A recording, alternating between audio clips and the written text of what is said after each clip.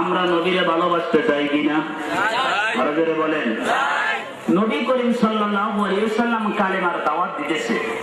আবু জাহেল বিদায় ওয়ান নিহায়া কিতাবের মধ্যে আল্লামা কাসির নিজে বলেন, আবু জাহেল একটা মিটিং করলেন, বড় ধরনের মিটিং করার পরে বলতেছে,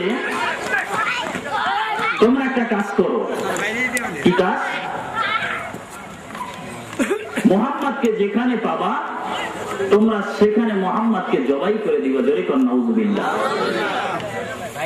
একজন ব্যক্তি বলতেছে, তোমরা যে কথা বলছো মুহাম্মদকে মারা যাবে না, মুহাম্মদকে মারতে গেলে তোমরা মারা যাবা।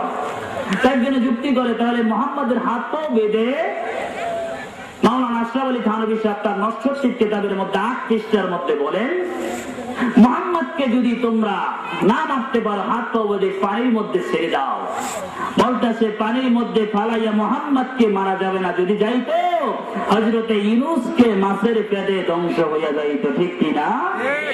বলতেছে মুহাম্মদকে তোমরা যেখানে বাবা সেখানেই মেরে দিবা।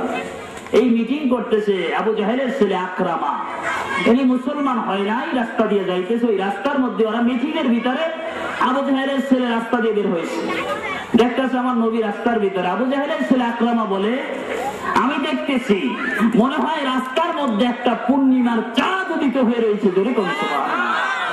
মা আয়েশা সিদ্দিকা রাদিয়াল্লাহু তাআলা নিজে বলেন, আমার একটা সূর্য আছে, ও জমিনের মানুষ তোমাদেরকে বলে দেই, জমিনের সূর্য ফজরের পর উঠে আর মাগরিবের পরে ডুবে, মাগরিবের আখখানে সূর্যটা ডুবে যায়। খোদার কসম আমার একটা সূর্য আছে, ওইটা মাগরিবের পর উঠে ফজরের আখখানে ডুবে যায়। জোরে কোন সুবহানাল্লাহ।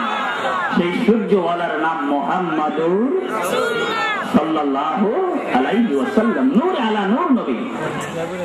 মা আয়েশা সিদ্দিকা বলেন, জমিনের মানুষ আমি একদিন কাঁথা সেলাই করতেছিলাম, এই সময় আমার হাত থেকে সুইটা পড়ে গেল। আমি সুই আর তালাশ করে পাইলাম না। কিছুক্ষণ পরে দেখি আমার নবী নামাজ পড়ার পরে আমার নবী হুজরার ভিতরে আসলেন। আমার নবীর নূরের কারণে আমি সুইটা পাইয়া গেলাম। আবু জাহেলের ছেলে আকরাম, বাবা আমাদের কিছু খেয়াল দেন। আবু জাহেলের ছেলে আকরাম রাস্তা দিয়ে যাইতেছেন, বলে আমি মুহাম্মদের দিকে ভালো মতো তাকাইনি, একটু টেরা চোখে বা কানা চোখে তাকাইছি।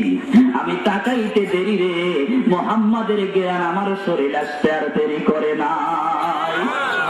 আবু জাহেলের ছেলে আকরামা মিটিং এর মধ্যে চলে গেলেন। আবু জাহেল বলতেছে, দেখো তো মুহাম্মদ গোপন এই জায়গায় আসেনি তো? মুহাম্মদ তো নাই। কোন মানুষ তোমরা মুহাম্মাদের সাথে মোলাকাত করছো? বলে না। মুসাফা করছো? কয় না। মুহাম্মাদের ঘিরান আসে কেন? আবু জাহেল জানে যে রাস্তার মধ্যে দাঁড়াইলে কোন দিকে মুহাম্মদ আছে আবু জাহেল বলে দিতে পারতো। যেরকম সুবহানাল্লাহ। আমার নবী মুহাম্মদ সাল্লাল্লাহু আলাইহি ওয়াসাল্লাম এমন একজন নবী, বাবা এই নবীর সাথে আমাকে তুলনা হয় আর যেরকম আল্লাহ নিজে বলছেন 26 পারা সূরা হুজরাত, আনতাহাবাতু আমালুকুম আনতুম লা তাশউরুন। যদি আমার বন্ধুকে কেউ হ্যাঁ বলে কোনো কথা বলো, নবীকে যদি টিটকারি মূলক কোনো কথা বলো, সব আমল বরবাদ হয়ে যাবে। আমার বন্ধুকে আমি চিনছি, বন্ধু আমাকে চিনছে। জোরে কোন সুবহানাল্লাহ। আবু জাহেল বলতেছে, কে দেখা করছো? আকরাম আস্তে করে মিটিং এর মাঝখানে দাঁড়াই গেছেন। বাবা তুমি কিছু বলবা তো না? কয় না। বাবা আমি মুহাম্মদকে কানা চোখে তাকাইছি।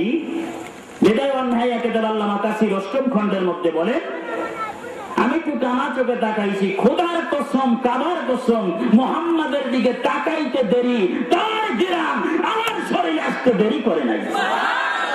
আরো জোরে বলেন। ভালো যদি বাঁচতে চাও নবীকে বাসো, ভালো যদি জানতে চাও নবীকে জানো। নবী তারানেওয়ালা, নবী বাসানেওয়ালা।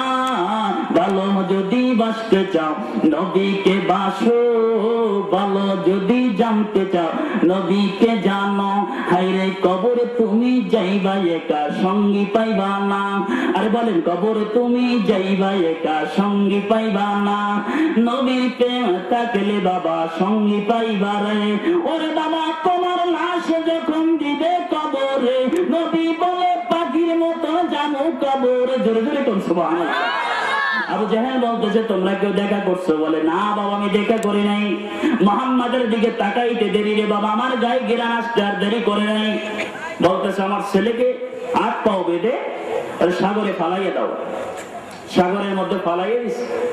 আঙ্গুর কুমার সব আসছে আকরামাকে খাওয়ার জন্য।